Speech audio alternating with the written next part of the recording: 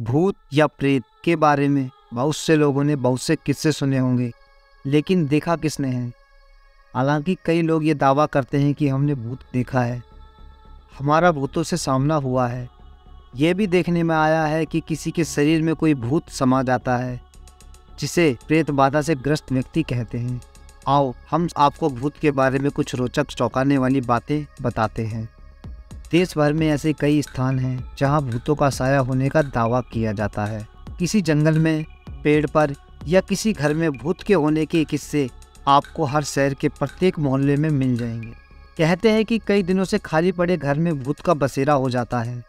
दरअसल भूत कोई इंसान हो सकता है, बस फर्क यह होता है कि उसके पास अब वो शरीर नहीं होता जो हाड़ मांस का बना होता है। आत्मा के 3 रूप माने गए हैं: जीवात्मा, प्रेतात्मा और सूक्ष्मात्मा।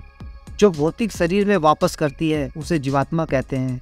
जब इस जीवात्मा का वासना और कामनामय शरीर में निवास होता है तब उसे प्रेतात्मा कहते हैं।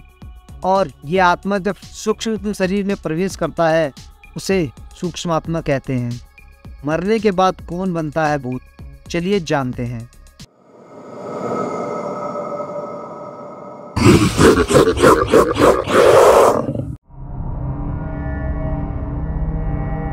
जो व्यक्ति भूखा, प्यासा, संभोग, सूक्ष्म, विरक्त, राग, क्रोध, द्वेष, लोभ, वासना आदि इच्छाएं और भावनाएं लेकर मरता है, वो अवश्य ही भूत बनकर भटकता है।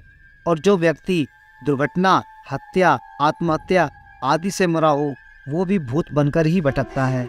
ऐसे व्यक्तियों की आत्मा को तृप्त करने के लिए श्राद्ध और तर्पण किया जाता है।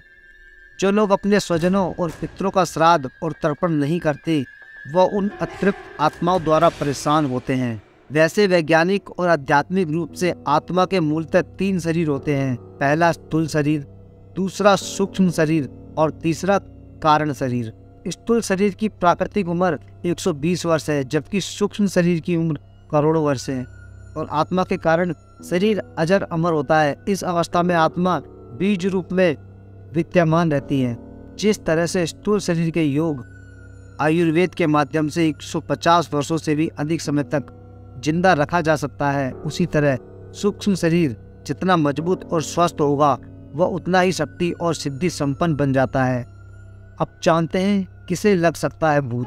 तो चलिए दोस्तों, नंबर 1, बुरे कर्म करने वाले लोगों को लगता है भूत। जैसे धर्म के नियम के अनुसार जो लोग तिथि, एकादशी, प्रदोष, अमावस्या, पूर्णिमा और पवित्रता को नहीं मानते, जो ईश्वर, देवता और गुरु का अपमान करते हैं और जो पाप कर्म, शराब, मांस, संभोग आदि में सदा ही व्यस्त रहते हैं, ऐसे लोग आसानी से भूतों के चंगुल में आ जाते हैं।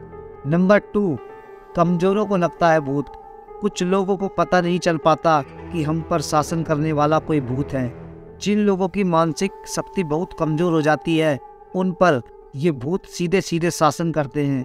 जो हमेशा डरे डरे रहते हैं, भूतों के बारे में सोचते रहते हैं और जिनका व्यक्तित्व ज़्यादा भावुक या जो भावुक किस्म के होते हैं, उन पर भूत वास करते हैं। नंबर 3, जो लोग रात के समय कर्म और अनुष्ठान करते हैं, जो निशाचरी हैं, वो आसानी से भूतों के शिकार बन जाते हैं। हिंदू धर्म के अनुसार किसी भी प्रकार का धार्मिक और मांगलिक कार्य रात्रि में नहीं किया जाता। रात्रि को कर्म करने वाले भूत, पिशाच, राक्षस और प्रेत योनि के होते हैं। नंबर 4, ज्योतिषियों के अनुसार कुंडली में राहु की विशेष स्थिति में भी भूत से कुछ लोग ग्रस्त हो जाते हैं। जैसे राहु यदि लग्न में या अष्टम भाव में होता है और उस पर अन्य क्रूर ग्रहों की दृष्टि है, ऐसी स्थिति में भूत के होने का उस व्यक्ति को एहसास होता रहता है। जो राक्षस गण के लोग हैं, उन्हें भूत होने का एहसास तुरंत ही हो जाता है।